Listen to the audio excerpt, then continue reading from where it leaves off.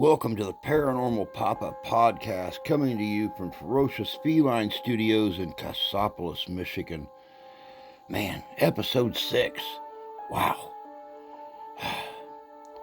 I guess I should say that Paranormal Papa Podcast and Paranormal Papa Investigations is not sponsored and runs without support. If you would like to sponsor for the Paranormal Papa Podcast and Paranormal Papa Investigations, you can contact me at livinghistorycomesalive@gmail.com, and we can discuss sponsorship and support.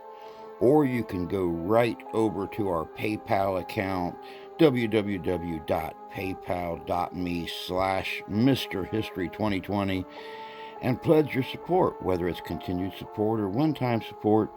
It's all appreciated and goes right back into the channel, the investigations, the equipment, locations, the podcast, everything. We have got a special podcast today. For those of you that have known me forever, you know that I am a huge fan of Krystal Leandra, the ghost girl. I absolutely love this girl. I would travel through the bowels of hell to do an investigation with her. She is absolutely amazing. Today, she is going to talk about the infamous Cecil Hotel in Los Angeles. There's a lot of mystery and a lot of history behind this location. A lot of death. Let's hear what Krystal has to say. But first, let's take a listen to this ad for a local event which I will be involved in coming up here in just a couple of weeks. Check this out. This is going to be good.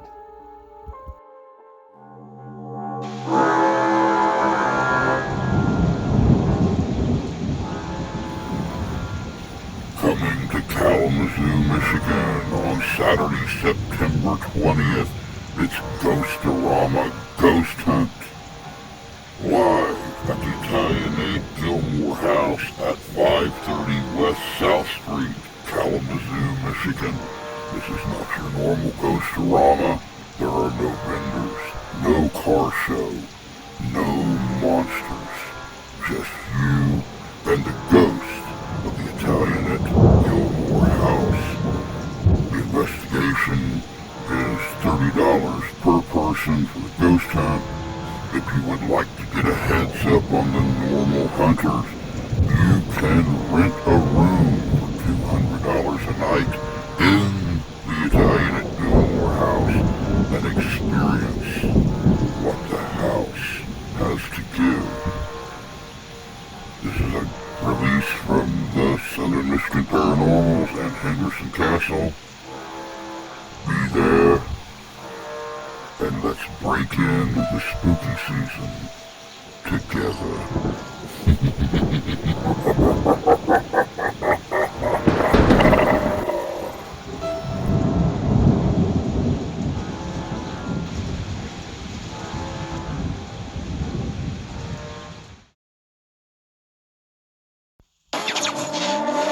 Back from the dead.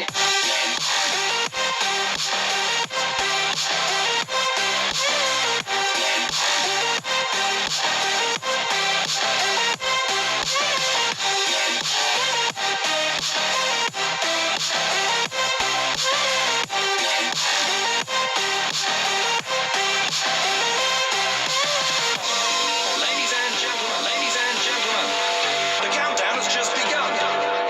Are you ready?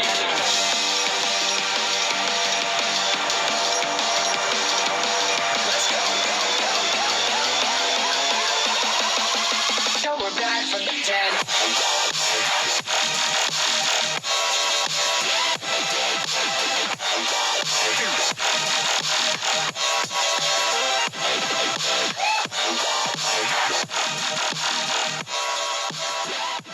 Hey guys, what's up? Obviously, this has been a huge, wide requested video, and honestly, I don't know what has taken me so long to do this, which is about the Cecil Hotel, inspired from, the series American Horror Story. And it's in Los Angeles, California. Let's talk about why this place has such an odd, strange past. So obviously the hotel has to have some sort of a haunted background, paranormal background past, which has made people want to know more about the hotel. But the question is, where do these haunts come from? Why are they there? And what's the history behind it? Actually, there's a lot. There's a lot of history behind it. And even though I'm going to go over the history with you guys, do keep in mind that this may not even be all of the history. Not all deaths, suicides, murders, who knows, could have been reported, especially like back in the day. Sometimes people kept things under wraps. So take in mind, this may not even be all of the deaths that have taken place at the Cecil Hotel. Okay, so November 19th, 1931, the LA Times, which is a huge, magazine / more like a newspaper, but depends on if you're online reading it nowadays. But they reported that there was a 46-year-old man that was missing, and he was from Manhattan Beach. So if you're not familiar with LA, Manhattan Beach is a little bit further south of LA. So this man had been missing, but finally it's reported that they had actually found him. So in 1931, this guy actually checks into the Cecil Hotel as James Willies of Chicago. Why? It must have been like, back in the day, a cowboy name, who knows, nickname. So he'd been checked into the Cecil for a week, and they just now happened to find his body. He had basically taken a ton of poisonous pills and killed himself. So this incident of 1931 is the very first incident reported at the Cecil Hotel of the first suicide. Now this obviously makes kind of, a big deal throughout LA, especially if it was reported in the LA Times. So then less than a year later, another suicide happens. Guy named Benjamin, he's 25 years old, there's no suicide note left, and he ends up shooting himself in the head, and they end up finding his body. The maid service, I believe, is who found his body. Okay, so let's fast forward a couple years. Now we're into 1934 at the Cecil Hotel. This one gets me. A 53-year-old who's a former Army Medical Corps sergeant who is named Louis D. Borden. Oddly, it's a Borden, who knows why. He checks into the hotel in 1934, and he basically slashes his throat. He leaves a suicide note explaining that his health was in poor condition and he had no reason or will to continue to live. Why does this break my heart? You guys know I'm like a huge veterans advocate.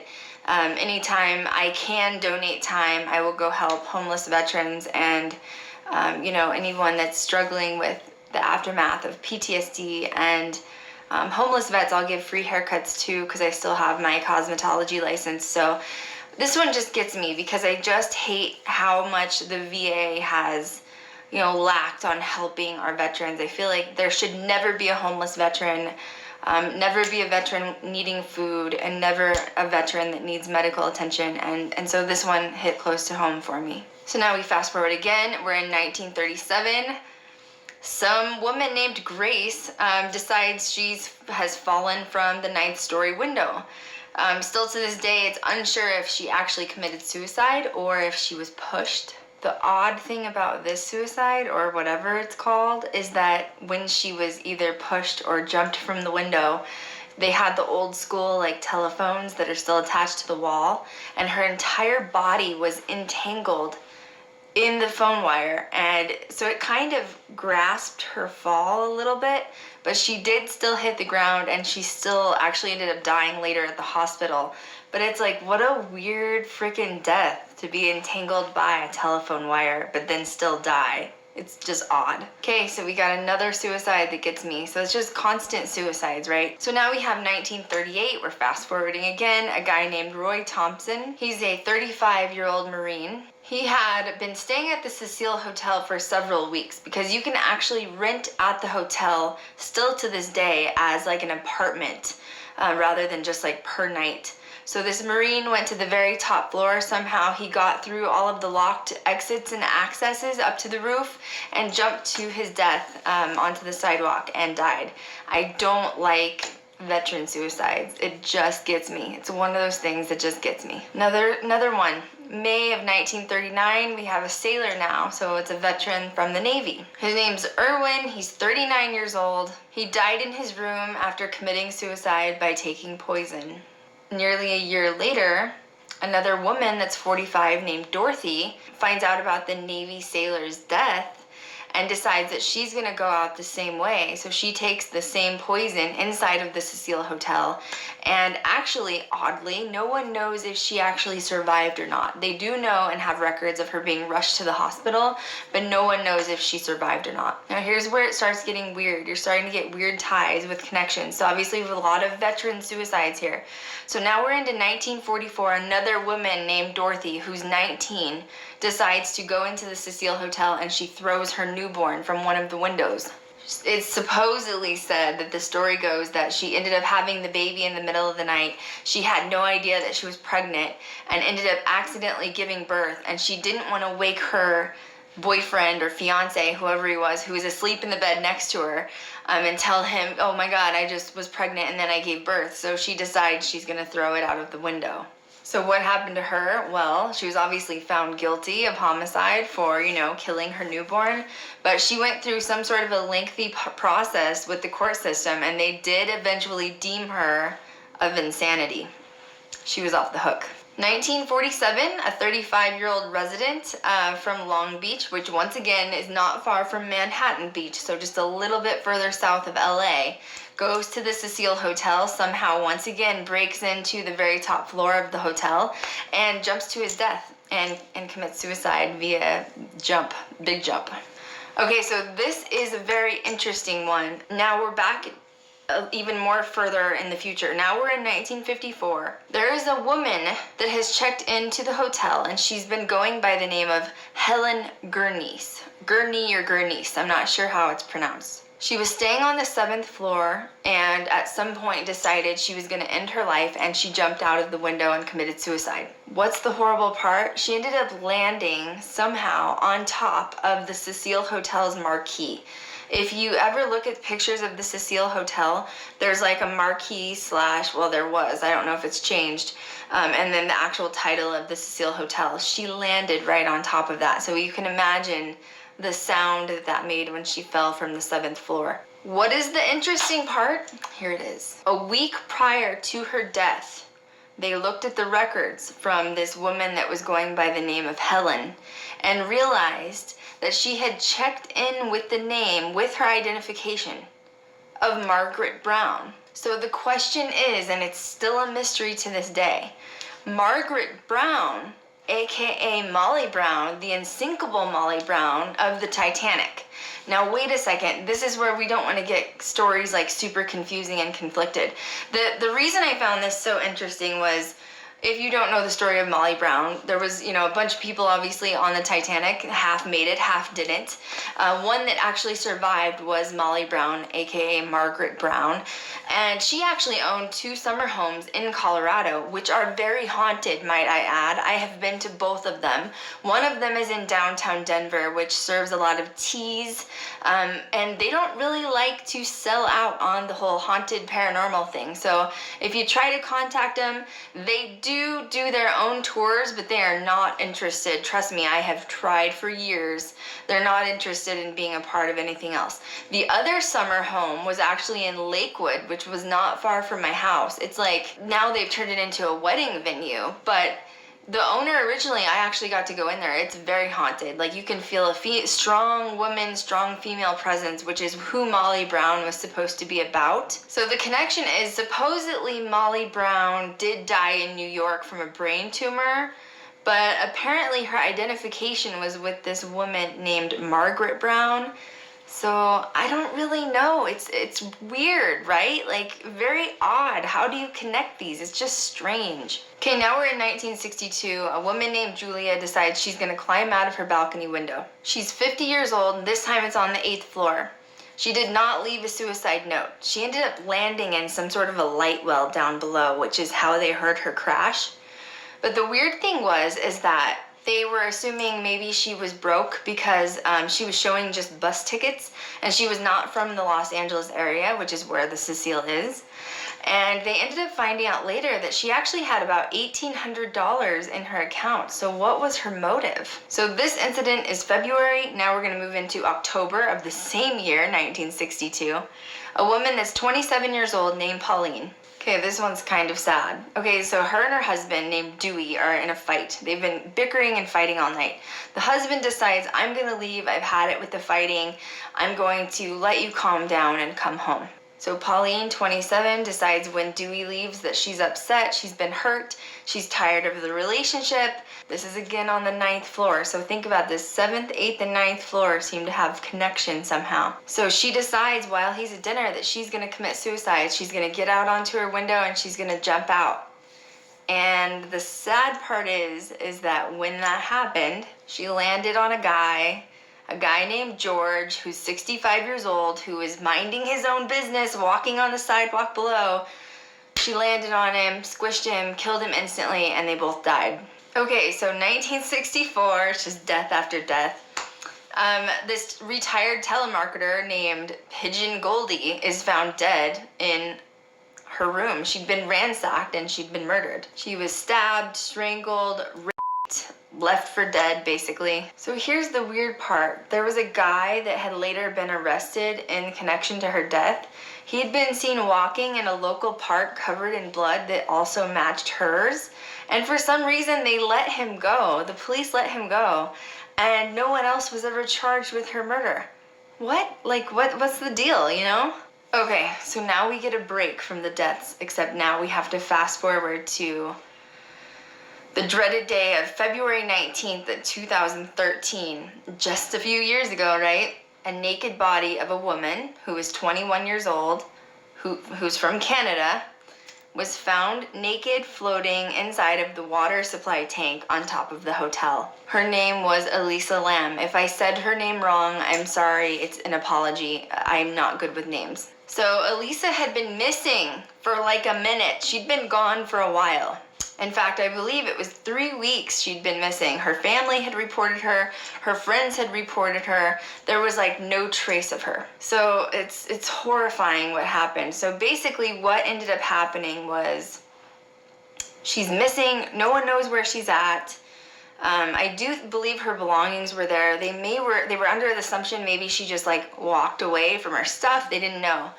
So 3 weeks into her missing, the people that live there, I told you guys, there's still people that live inside the Cecil Hotel today, to this day, like they've been residents there.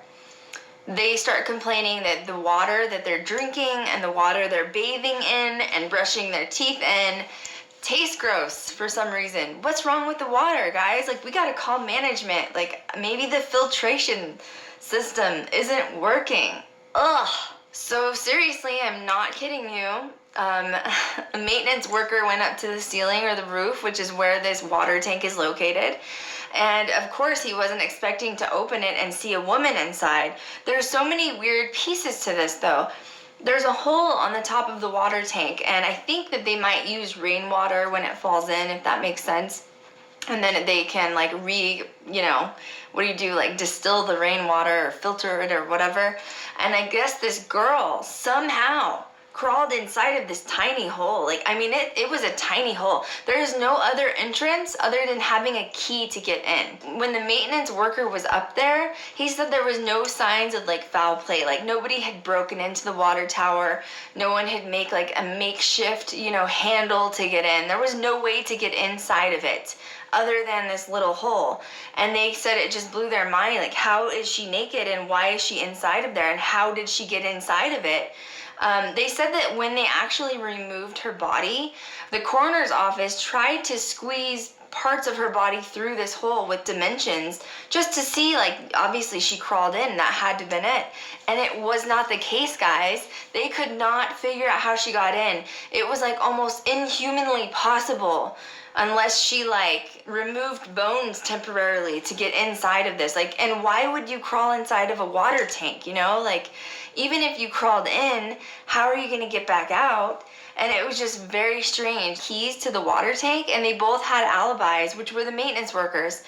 And I don't think that they were on staff that night. They have been completely cleared of the murder, completely. Why did the water taste bad? Of course, her body was decomposing. They think she had been in there for a few weeks at least. It was ruled as an accidental drowning. It was found that she did actually drown, but still to this day, no one knows how she got inside of the freaking tank. Now, this is where the story turns very odd, and this is where your paranormal enthusiast is gonna come out and be like, what is going on? So they decide, you know, even though it's been 3 weeks, they have video footage all over the hotel because they have residents that actually live there. So it's for the protection of the residents. So they find this video footage of Elisa like running around the hotel, hiding inside of an elevator, peeking around the corner. She looks completely paranoid, but nothing's there.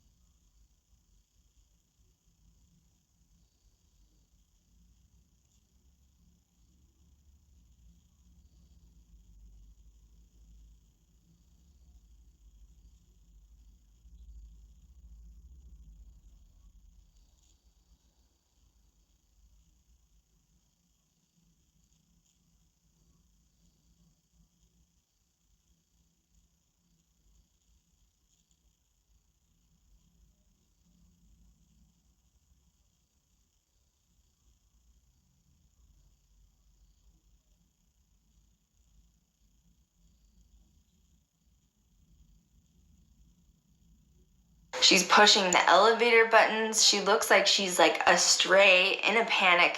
She's hiding around the corner. She's waving her arms, but they're showing that no one's there. There is nothing there. There's no one walking by. There's no entity that you can visually see, but obviously something is chasing her. So this brought so much attention to the public after it happened, because people were like, I mean, it looks so paranormal related. There's nothing there. Literally, it's invisible air. And I've heard a lot of people tell me that this video in particular is what made them believe in the afterlife or paranormal, or, you know, that probably dark stuff exists. Obviously, if she wound up dead, this had to have been something related to her that was dark. There's been accusations that she was accused of being bipolar, having mental disabilities, and then that led into people being possessed. I've told you guys, when I've like experienced discussions with people and I've witnessed what I believe is possession a couple of times, I truly believe that there's two ways you can get possessed. It's either one, you're not mentally strong enough to handle it, so if she did have some sort of a mental illness, that could contribute to it. Or two, I think there's people out there that want to experience possession. I know that sounds crazy, but I'm serious. I've seen that happen once before. I still don't agree with anyone saying, even if she is bipolar or has some sort of mental disability, what's the explanation for ending up in the water tower and naked? And by the way, they never found her clothes that she was wearing before the water tower. So were they thrown over the edge? I mean, there was no sign of it. Another reason that they never checked the roof either, this is really weird too, guys. They never went to even check the roof for those 3 weeks, or the water tower for that matter, is because they had put like triple, quadruple security locks on each section on their way to the roof. The new security staff had. The reason they did that is there's been so many suicides where people will walk to the roof and jump off. So they were trying to prevent it. So there's actual like alarms that go off to security when you enter each of these different sections until you get to the roof. And however she got up there, which still nobody knows, none of the alarms went off, and that's why the roof was never checked for 3 weeks. And they had some sort of a notification system to let security know if security had been breached to the roof, so that they could go check and make sure a suicidal person's not up there, or go check the sidewalks around the hotel. And security had not been breached according to the system they had in place. We're talking 2013, guys. Like, we're not talking back in 1921. 2013, yeah, but security can't be that bad a few years ago, you know what I'm saying? June 2015, here we go again. Los Angeles Times reports the body of a 28-year-old male. He's been found outside of the hotel this time. They believe that he's committed suicide at some point from the top of the hotel. But the weird thing was, once again, is the coroner's office released that his reason for death, cause of death, had not been released, and it was not determined. I don't know, what does that mean? Like, if someone jumps off a building at full force, however many stories it is, you're going to either become extremely injured and it's going to be visible, or you're going to die and it's going to be visible. So how the coroner's office could report that it's undetermined, I don't understand. I don't get it. So a guy named William Bakes Hanner is the one that founded, constructed, named the Cecil Hotel in 1924 is when it was actually built. He only built it for like a destination for business and travelers and tourists. So it wasn't supposed to be like, you know, it's become kind of a big name now. The cost of it, even for 1924, was $1 million. That's a lot of money for 1924. The marble lobby is what it's known for. It's still there today, which is where you kind of got the theme for American Horror Story. There is stained glass windows, once again, American Horror Story. They have a lot of alabaster statues throughout the entire thing. And I think even the handrails that go upstairs. So what's the sad part about this is it's built in 1924. A few years later, the United States goes into the Great Depression. And I mean, you know, he's hurt. He's obviously, you know, financially hurt from building this. And because of the Great Depression, that is when Skid Row becomes what Skid Row is. There is no exact estimate on how many people live on Skid Row. I have a ton of people that are in Europe. Holler to all my Europe fans. But if you don't know what Skid Row is, it's basically the biggest area of homelessness in the United States. They estimate somewhere around 10,000 to 20,000 people, give or take. I think that Winter times, it probably boosts more just because it is a warmer environment in LA. It's about 4 miles of homelessness, basically. And it can be quite dangerous, sadly, because people rob each other. People rob, normal people that walk by because they're that desperate. They've kind of lost a lot of faith in humanity because they've been on the street, poor, broke. So they kind of do whatever it takes to survive. So Skid Row is not a safe place for anybody to be, even the homelessness. So by the 1950s, we're looking at this hotel, which is the Cecil Hotel, which is not far from Skid Row. And now it's been known for just having, transit people in and out constantly because, and it was actually cheap to stay there, one of the cheaper hotels. And so if people got desperate in Skid Row and got a little bit of money, they would run over to, stay in the Cecil Hotel just because they needed to shower up or wash up or whatever. The odd thing also about the Cecil Hotel is when it was constructed, it's not a typical hotel. So it has 4 rooms, which are small. I think they're around 500 square feet or less. And then there's community, or communal bathrooms or showers. So you can go, it's not open showers, but you have little rooms as showers, and it's all together in one area. So if you will, it's kind of like a hostel, or maybe even a little different from a hostel. Now, American viewers that are watching, not all hostels kill people, so don't go into that realm of the death movie Hollywood side. So yeah, the Cecil was built a little bit different than what you think of as a typical hotel. It does have some rooms that do have private bathrooms and sinks and little kitchenettes. And those are the rooms that they will rent out to this day as, residences, or, they'll sign a week lease with people or a month lease, or there's people that have been living there for quite a while, is my understanding. So new ownership did take over in 2007, and then again, I believe in 2013. So finally, February 28th of 2017, the Cecil Hotel was granted historic status by the city of Los Angeles, which means it can never be torn down. It will be there permanently. The Cecil Hotel has some really strange connections with other things. If you guys remember the Black Dahlia, or Elizabeth Short, she's the victim of the Black Dahlia who was actually cut in half. She actually made a last stop at the Cecil Hotel before her death in 1947. I mean, it's disputed how long she was there. It's disputed by a lot of things, who the Black Dahlia actually was and what she was doing with her life choices. But she was seen at the Cecil Hotel. It was actually granted that, yeah, they had seen her there previously, and they knew her. The people that worked there knew her as someone that would frequently come in. They didn't know if it was she was meeting maybe clients for something, friends for something, or if she actually stayed at that hotel herself. The Cecil is also, been known for having serial killers stay there. Of course it is. What else does it not have? So Richard Ramirez, which is a serial killer from 1985, and a guy named Jack from 1991. Richard Ramirez is known as the Night Stalker. He was an American serial killer and rapist.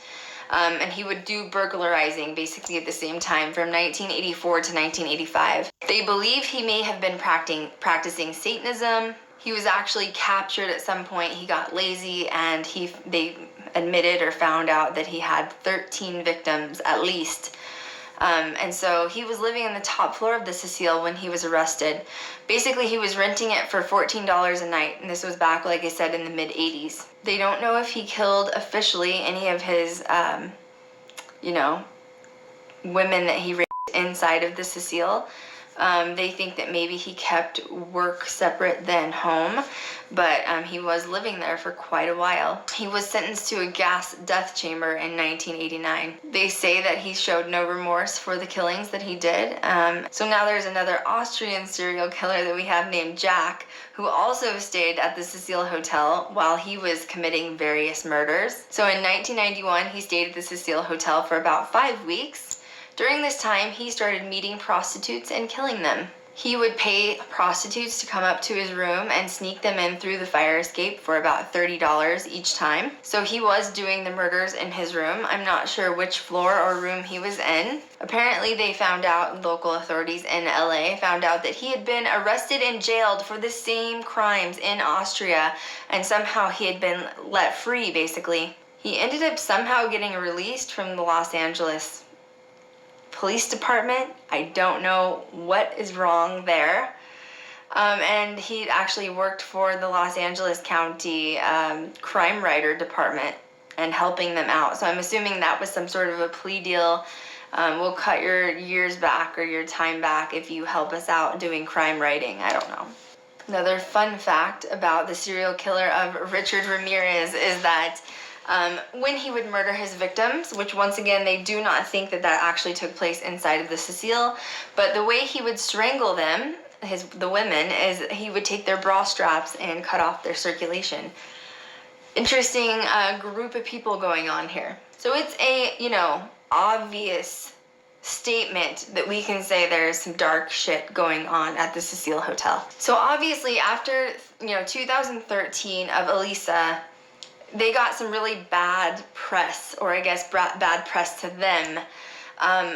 And they kind of got really hush-hush about the paranormal and about haunted and darkness and murders and crime and all this stuff. I actually did go to the Cecil Hotel I want to say it was October, it could have been August of last year. I just wanted to see what it was about. As you guys know, I go to LA very often, and I've actually driven by the Cecil Hotel several times. It has changed names a bunch. As of right now, I do believe the title of it is Stay on Main in LA. It's the same building.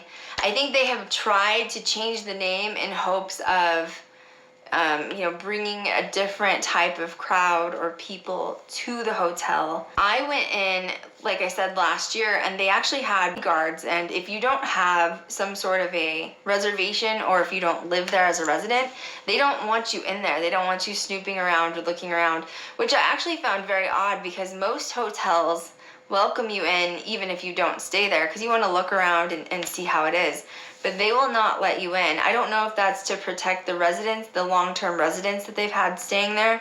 So why are they hiding all of this? Well, I've told you guys, when I have discussed haunted locations with people that own haunted locations, there's two things that happen. Either one, they're very open to it, like the Stanley Hotel, like the Lizzie Borden house. They're like, yes, this is the way my life is. Or they're on this side of the spectrum, which is, I'm ashamed, I'm embarrassed. It could be,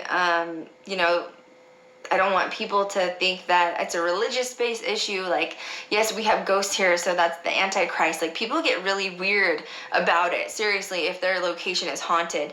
So that's why I tell you guys, if you're going in to investigate, you have to be very delicate with the situation, because you don't want to piss the owner off, so you can't go back. That's what I feel like is happening with the Cecil Hotel.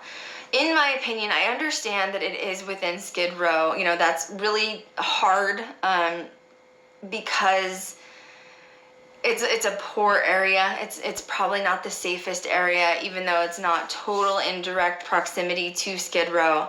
But if they could get somebody in there, into the Cecil Hotel, even to put some money into fixing it up, because I have heard and I've seen reviews on it that it's just not in good shape. If they could boost it up a little bit and actually play to the paranormal side, which we've seen success, right? We've seen the Stanley Hotel is a multi-million-dollar business a year, guys. I'm not kidding. Because they have ghost hunters flocking from all over the world to go have an experience. And I mean, I've stayed up there, I told you, so many times when I lived in Colorado. Or you have the Lizzie Borden house, how successful they are. I hate to use Bobby Mackey's as an example, but I will. Wanda tried to let investigators come in for like $700-800 a night and investigate. So if the people at the Cecil Hotel would embrace the paranormal side more than anything, it would be successful. But they have to change some stuff. Having really teeny rooms isn't going to work. They need to do some construction, make the rooms like a regular hotel, so that we as ghost hunters have space to go in, even if we're just renting a room for the night to investigate inside of it. And they need to do haunted tours. You know how much money they could make off of that if they did haunted tours? Obviously something's going on here. Suicide after suicide, with murders and death and serial killers and a lot of strange stuff. poor Elisa. Let's just be respectful at this moment and say our heart and love go out to her family. Because could you imagine being her family and not really ever understanding what happened to her and why she died and what her final moments are, and they have no explanation as to how she got in the water tank, and they have her on security camera, guys. Like, that's another reason why these two guys that had the keys to the water tank were cleared. When she's running around on security, she's by herself. There's nobody around, like, at all to help her. So it's not like she was abducted and kidnapped by one of these guys. It was bizarre. It was so bizarre. And it makes you wonder, like, was she seeing something? Is there energy there? And bad, there has to be, obviously. As ghost hunters, we know this. Like, when you do locations and you do history of a location, you have to know what you're walking into once you start doing the history. On one side you can be like, oh, this sounds like, yep, definitely probably some sort of like Satanism or black magic or some really dark shit's going on here. Or you can go on this side and hear their story and you're like, yeah, this doesn't sound that bad. It sounds like it's probably an Indian burial ground. You know your history, and if you've had enough experiences as an investigator, you know when something sounds dark, it probably is. And this place sounds like there are some serious things going on. I don't know if I feel comfortable enough to go stay at the Cecil Hotel at this point. It's not in a good part of LA. I'm gonna be honest with you guys, because I know LA. I'm assuming that it hasn't been put on a big show like Ghost Hunters or Ghost Adventures, because there's residents in there. They're not going to be able to call their residents that actually live there and rent rooms every month or year and be like, sorry, you have to leave for the night. Like, you just can't do that. That's something else that they need to change too. It either needs to stay as a hotel or not, period. And there's no in-betweens, So I think that whoever is managing it isn't doing it right. There could be some serious potential in this for, the financial side with growing it, with ghost hunting and paranormal, and they're not embracing it, and I think they really need to. And to be honest, what more like fun would it be if a bunch of us could go into the Cecil Hotel and conduct a giant investigation and maybe get some answers as to what is, leading all of these people to want to jump out of the window? What's causing people to poison themselves? Why has there been a handful of veterans that have been attracted to this location? I'd be interested in I have a couple of veterans that investigate with me that I could take in to try to contact, but the Cecil Hotel isn't embracing it. They're not wanting people to have, they're not wanting to bring that kind of publicity to them. And it's a shame, because the history, unfortunately, speaks for itself. You cannot take away history from a location like that. And I wish they would get some management or some ownership in there that could talk them into helping give them, a boost that sounds like they may need. Another thing, though, is I think that they would have to boost up the security big time, at least on, the main floor that you walk in. And, I haven't even gone over with you guys the number of haunted experiences that people claim that they have there, even if they stay there for the night. But I will say, if you look up any of the reviews on it, a lot of people say that when they're staying there for the night, even to try to do an investigation, that they don't feel safe. They feel like, and it's not just the energy, we're not talking about the energy, we're talking about like the people that they're allowing to stay there, because it's very inexpensive. They need to boost up the price on people staying there too. And it could also have the potential to do better, but I think that they're hurting financially, which is why they offer such a low price to stay there. And that's how they get in, the people from Skid Row or different people in and out, because it's cheap. And usually if you have that kind of number on your business, that's kind of what you're going to get in. And you could get in potential murder, people, or, Jack the Rippers coming in to kill people. I don't know, it's just crazy. So of course, the question I have for you guys is, what do you think happened to Elisa?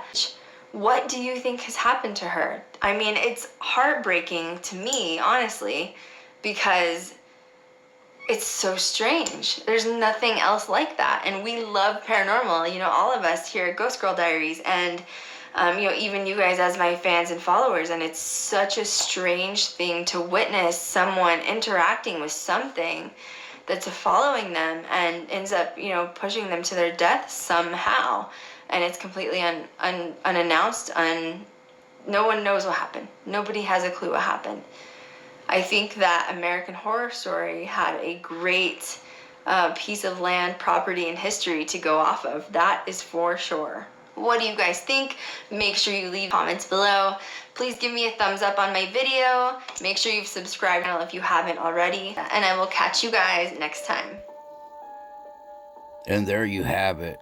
Episode 6 of the Paranormal Papa Podcast featuring Krystal Leandra, the ghost girl.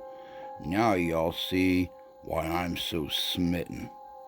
That girl knows her history and her mystery, and I would love to have the chance to do an investigation with her. I think she's awesome. That's all there is to it. If you guys would like to take part in the Ghostorama Ghost Hunt September 20th at the Italianette Gilmore House in Kalamazoo, Michigan, if you want to get a room and have a heads up on the other investigators, you can go to Ghostorama PayPal account.